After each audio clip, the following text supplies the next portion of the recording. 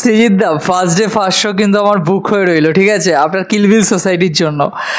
মানে মানে আমি দারুণভাবে এক্সাইটেড হয়েছিলাম, বিশেষ করে এবছর সত্যি বলে সত্যি কিছু নিয়ে আমার ভালো লেগেছিলো, ঠিক আছে। ওটা সৃজিত দা বহুদিন পর কাজ আমি প্রশংসা করেছি।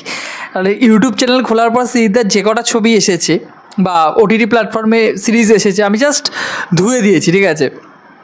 বাট সৃজিত দার সত্যি বলে সত্যি কিছু নেই, রিয়েলি ওয়েল মেড ছবি ছিল আর কি। যদি ওটা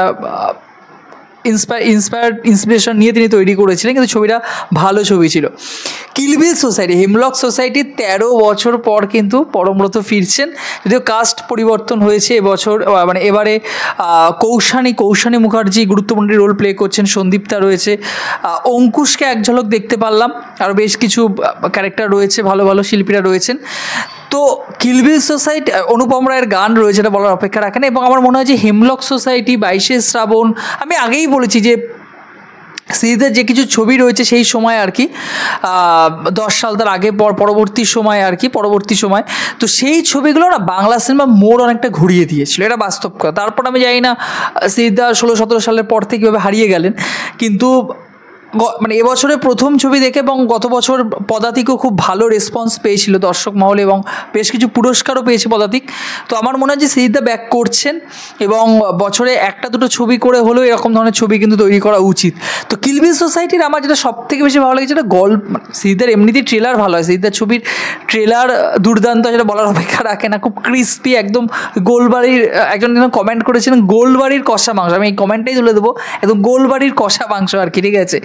তো দুর্দান্ত আর কি, ঠিক আছে। এখানে গল্পটা যেটুকু ভাইবস দেওয়া হয়েছে না, কৌশানীর তার একটা ইন্টিমেট সিন লিক হয়ে গেছে তার অনিন্দই আমি যদি ভুল না করি, তার বয়ফ্রেন্ডের সাথে, এবং তার পরবর্তী সময় দেখতে পাচ্ছি সে একজন ভাড়া করা গুন্ডা লাগিয়েছে, তাকে মারতে হবে, কিন্তু তার আগে পরমব্রত তাকে বিভিন্ন রকম কিছু দেখাচ্ছে, জীবন সম্পর্কে বিভিন্ন রকম একটা বলা হয় না আভাস দিচ্ছে আর কি, ঠিক আছে। এবং সেখান থেকে মাইন্ড কী করে চেঞ্জ হবে আর কি, বা আমি না ওই মানে এখানে ওই বব বিশ্বাসের যে ক্যারেক্টারটা ছিল শাশ্বতর কাহানি ছবিতে, পরবর্তীতে ওটা ওটিটি প্ল্যাটফর্মে আসে, অভিষেক বচ্চন প্লে করেন, সেই চরিত্রটার পরমব্রতর সাথে কিছুটা আমি একটা ফিল পাচ্ছিলাম বব বিশ্বাসের চরিত্রটার সাথে, ঠিক আছে। কিন্তু পরমব্রত খুব স্মার্টলি সেই জায়গাটা কিন্তু ম্যানেজ করেছে ট্রেলারের মধ্যে, স্মার্টলি, খুব দারুণভাবে। ডায়লগগুলো শুনতে খুব ভালো লাগছে। কৌশানী খুব প্রমিসিং আমার মনে হয়েছে, কৌশানী বিশেষ করে গত বছর উইন্ডোজের বহুরূপী করার পর থেকে ভালো ভালো কিছু ছবিতে কাজ করেছেন, রিয়েলিটি শোতে তিনি সুযোগ পেয়েছেন। তো আমার মনে হয় কৌশানীকে যদি সুযোগ দেওয়া হয়, কৌশানী ভালো কিছু করে দেখাতে পারে। অন্যান্য চরিত্রে যাদেরকে কিছু সময়ের জন্য আমরা দেখতে পারলাম তারা বেশ ভালো, এবং গল্পের মধ্যে ক্রিস্পি ব্যাপারটা কিন্তু রাখা হয়েছে। গান, অনুপম রায়ের গানটা শুনতে খুব ভালো লাগছে। রাতের যে দৃশ্যপটগুলো রাখা আছে, সিনেমাটোগ্রাফির কাজ, ক্যামেরার কাজ, অবভিয়াসলি সৃজিত যদি ঠিকমতো কাজ করতে পারেন না, তো ক্যামেরা অ্যাঙ্গেল বাংলায় সৃজিত মুখোপাধ্যায়ের মতো করার ক্ষমতা খুব কম মানুষের রয়েছে আর কি, ঠিক আছে। যদিও আপনারা বলতে পারেন যে ইউরোপিয়ান কিছু ভাইবস রয়েছে ক্যামেরার টোনে, সেটা থাকে, সেটা তার আগের কাজেও রয়েছে, কিন্তু হ্যাঁ তার মধ্যে বাংলা ফ্লেভারটা তিনি, এখানকার ফ্লেভারটা তিনি মেশানোর চেষ্টা করেন। এবার দেখা যাক কতটা দর্শক কানেক্ট করতে পারবেন, কতটা ছবিটাকে 2 ঘন্টা 2.5 ঘন্টা যতক্ষণই লেন্দি হোক না কেন, তার মধ্যে যে গল্প, যে একটা ফ্লেভার আমরা বলি না, একটা গন্ধ রয়েছে, দর্শকদের মধ্যে ছড়িয়ে দিতে পারবেন। দর্শকরা টানভাবে প্রথম থেকে শেষ অবধি ছবিটার সাথে কেউ এনগেজ হয়ে থাকবেন আর কি, ঠিক আছে। কারণ এখানে ডায়লগ, পরস্পর কনভারসেশন, মুখোমুখি যে সংলাপগুলো রয়েছে সেগুলো অনেক গুরুত্বপূর্ণ, এবং এই সংলাপগুলো ছবিটাকে অনেকটা এগিয়ে নিয়ে যাবে, ঠিক আছে। কিছু সংলাপ, জীবন সংক্রান্ত কিছু সংলাপ অলরেডি সোশ্যাল মিডিয়ায় ভাইরাল হয়েছে, আমার মনে হয় যে সেগুলো অন্তত দর্শকদের মধ্যে কানেক্ট করতে, দর্শকদের মধ্যে অন্তত প্রভাব ফেলবে। তো সব কিছু একটা ফুল প্যাকেজ আমার কিন্তু ভালো লেগেছে, এবং সোশ্যাল মেসেজ হয়তো কোথাও আমরা সেসব দিকে পেতে পারি, যেরকম সত্যি বলে সত্যি কিছু নিয়ে একটা সোশ্যাল মেসেজ পেয়েছিলাম, তো সোশ্যাল মেসেজ হয়তো এই ছবি শেষে আমরা পাবো।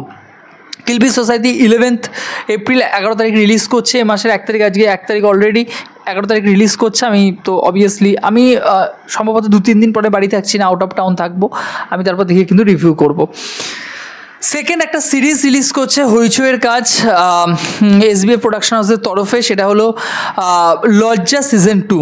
এবারে লজ্জা সিজন 1 ভায়োলেন্স ছিল, সেখানে ডোমেস্টিক ভায়োলেন্স যেটাকে আমরা বলি আর কি, প্রিয়াঙ্কা সরকারের ক্যারেক্টারটার ওপর ছিল, অনুজয় ছিলেন এবং অন্যান্য চরিত্রে অনেককে আমরা দেখতে পেয়েছিলাম। তো সেই ডোমেস্টিক ভায়োলেন্সের ওপর কিন্তু লজ্জা সিরিজটা তৈরি করা হয়েছিল, ক্রিয়েট করেছিলেন অদিতি রয়, আমি যদি ভুল না করি, আর তিনি গল্প লিখেছিলেন, ক্রিয়েট করেছেন, ডিরেকশনের ভূমিকা ছিলাম জানি না, অদিতি রয়। তো হইচইতে তিনি এর আগেও বেশ কিছু কাজ করেছেন, অন্যান্য প্ল্যাটফর্মেও কাজ করেছেন। তো তার কাজ লজ্জার যে মেসেজটা ছিল, লজ্জার মেসেজটা খুব ভালো ছিল। ডোমেস্টিক ভায়োলেন্সের ওপর তাকে গুরুত্ব দেওয়া হয় না, তাকে ছেলে খেলা করা, সে একটা মেয়ে কেন কাজ করবে আর কি, তার কাজটার গুরুত্ব সবসময় কম, অন্যের কাছে হাসির পাত্র করে তোলা। তো লজ্জা সিজন 1-এর মেসেজ ভালো লেগেছিল, কিন্তু যেভাবে গোটা বিষয়টাকে ওই ফেমিনিজম কেন্দ্রিক আর কি, ঠিক আছে, একটা ক্যারেক্টারকে বেশি গুরুত্ব দেওয়া হচ্ছে, তার নেগেটিভিটি বেশি পরিমাণে দেখানো হচ্ছে, অন্য একটা চরিত্রের মধ্যে যেটা পজিটিভ ব্যাপার থাকতে পারে সেটাকে সরিয়ে দেওয়া হচ্ছে। তো একপাক্ষিক হয়ে গেছিলো সিরিজটা, যেটা হয়েছে অন্যান্য কাজগুলো তুলনামূলকভাবে হয়,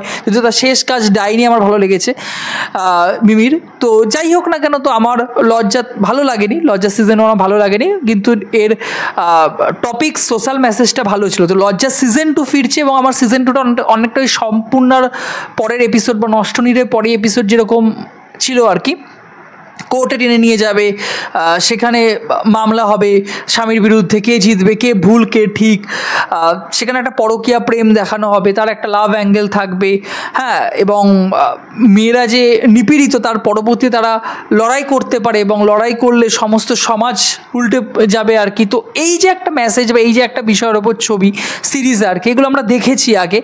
তো দেখা যাক, আমার ট্রেলারটা অ্যাভারেজ লেগেছে, আমি এই সিরিজটার জন্য খুব একটা এক্সাইটেডও নই।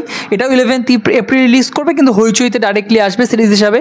তো এখানে কয়েকটা ক্যারেক্টার ইন্ট্রোডিউস করা হয়েছে নতুন। অনিন্দিতার ক্যারেক্টারটা আমি ভুলে গেছি, সিজন 1টা অনেকদিন আগে দেখেছিলাম, মেবি গত বছর রিলিজ করেছিল ওটা, 24-এর ওই দোলের সময় ফেব্রুয়ারি মার্চ মাস নাগাদ রিলিজ করেছিল, এপ্রিলের দেখা আমার খেয়াল নেই।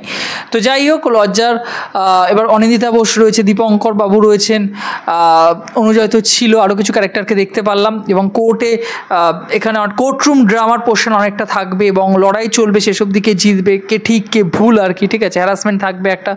তো সব কিছু মিলিয়ে যদি সোশ্যাল মেসেজ কিন্তু দেওয়া থাকে এবং একপাক্ষিক যদি না হয়ে থাকে গোটা বিষয়টা, তো আশা করছি লজ্জা 2 সিজন 2 অন্তত দর্শকদের ভালো লাগবে। তো প্রিয়াঙ্কার অভিনয় ভালো ছিল, প্রিয়াঙ্কার অভিনয় সিজন 1-এ ভালো ছিল, আশা করছি সিজন 2তেও তাকে ভালো একটি চরিত্রে দেখতে পারবো, ভালোভাবে দেখতে পারবো। যাই হোক, 11 এপ্রিল দুটো কাজ আসছে, একটা বড় পর্দায় আসছে সিরিত মুখোপাধ্যায়ের কিলবিল সোসাইটি, এবং ওটিটি প্ল্যাটফর্মে লজ্জা সিজন 2 রিলিজ করছে। আপনারা জানাবেন কিলবিল সোসাইটির জন্য আপনারা কতটা এক্সাইটেড, এবং লজ্জা সিজন 2 দেখে থাকলে আপনাদের কেমন লেগেছিল, সিজন 2 এর জন্য আপনারা কতটা এক্সাইটেড, কমেন্ট বক্সে জানাতে ভুলবেন না। ভিডিওটি ভালো লাগলে এবং ইনফরমেটিভ ভিডিও পেতে চ্যানেলটিকে সাবস্ক্রাইব করে পাশে থাকবেন বন্ধুরা।